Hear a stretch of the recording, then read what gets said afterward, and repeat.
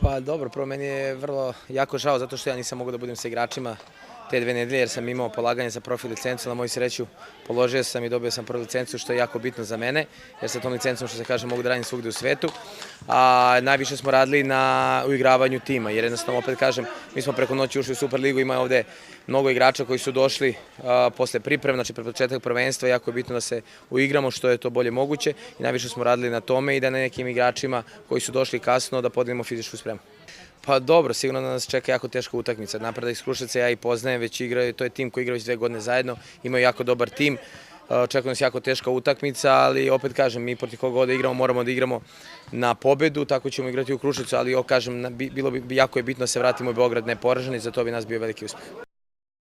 Pa dobro, Stefan je stigao sertifikat, Stefan je za nas sigurno jedno veliko pojačanje, to je jedan od najboljih igrača u Srbiji, tako da će biti u timu.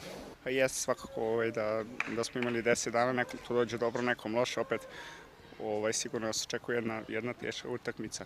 Kruševac je izuzetno dobar domaćin, ali kao što je šef rekao, uz jedno maksimalno angažovanje očekujemo da pobedimo, ostvarimo dobar rezultat. Pa iskreno ja ih poznajem sam, proteklih 2 godine igraju u Proleteru i u Banatu, sigurno se radi o jednoj ozbiljnoj ekipi, igraju jako čvrsto, dobri su domaćini, ali opet ponavljaju uz jedno maksimalno angažovanje, očekujemo pobedu.